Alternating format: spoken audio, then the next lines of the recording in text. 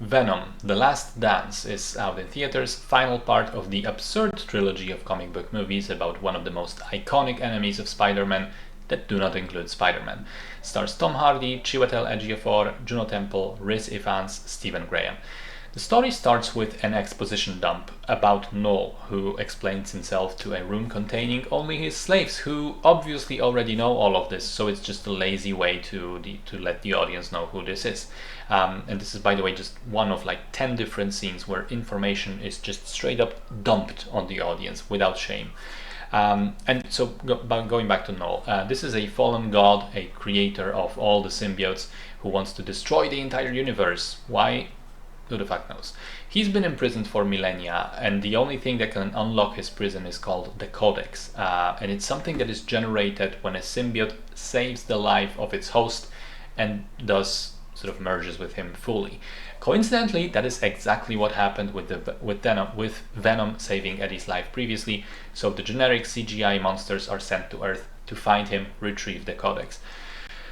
So somehow in a trilogy of terrible movies, this one is easily the worst, because you can still level the same exact criticisms that were valid for the previous two movies.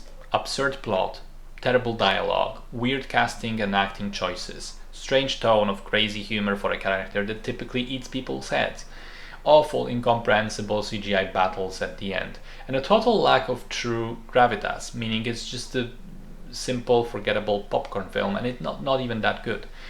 But at least the first two movies were somewhat coherent. This one isn't. It feels completely hacked to pieces either during the shoot or in the editing room.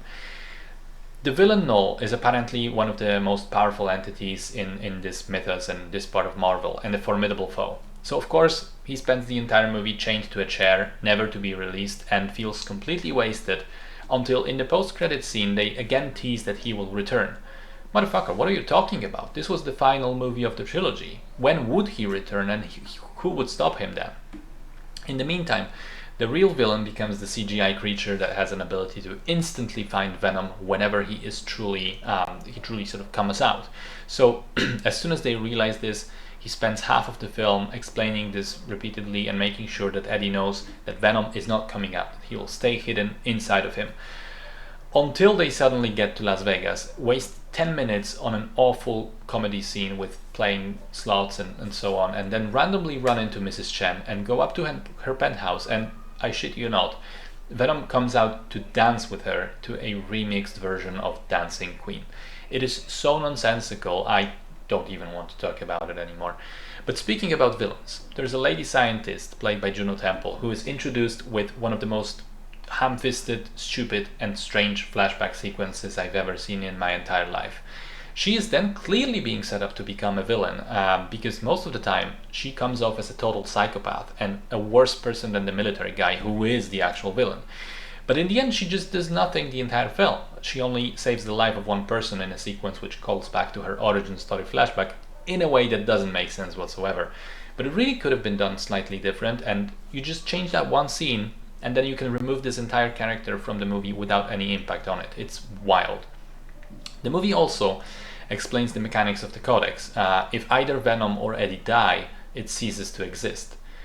So it sounds like a very simple solution to a very serious problem. And initially, even Chiwetel Ejiofor is like, yeah, let's just kill this guy right here. But then, without a good reason, he and an army of symbiotes join forces to fight the bad guys. But why? Why fight a losing battle? It's clear that they can never defeat them, so just do away with it. Just kill Venom and sacrifice one for the good of the many. There you go. Also, the movie breaks its own rules more than once, because one, it says that thing about the Codex being created when a life is saved by a symbiote, and that is exactly what happens in this film with Stephen Graham. Another symbiote merges with him and saves his life. Why doesn't he create a Codex too?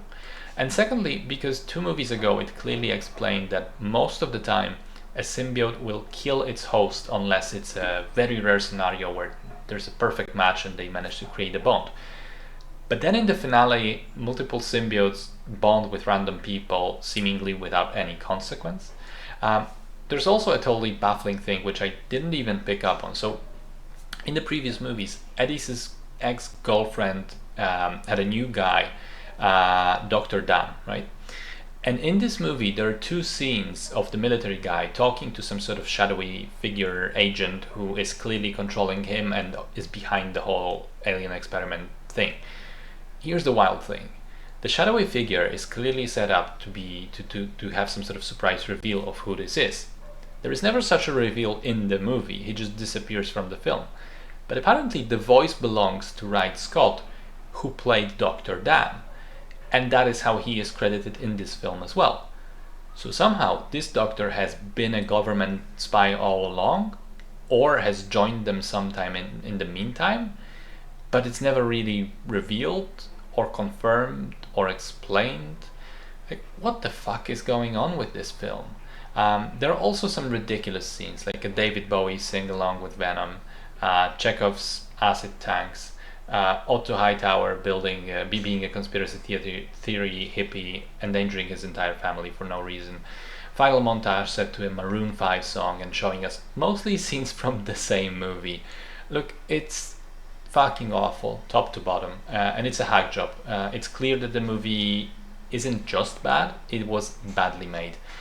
I did have a few chuckles, and I do appreciate Tom Hardy, who continues to look constipated and hungover for the third film straight in a row, but I do think it's a waste of time and an insult to the audience, especially because of the cynical casting and trailer cutting. Like, the studio knows what they're doing when they put Rhys Ifans, who played Lizard in the Amazing Spider-Man films, and Chiwetel Ejiofor, who was Mordo in Doctor Strange, in this film. People inevitably speculated, oh, is this finally an MCU story? Are they paying off the multiverse jump from the previous film? Is there some connection? Are these actors playing the same characters? Of course, no, there is none. They are just playing random new characters. There's no crossover, despite them repeatedly playing with the idea and always backing out.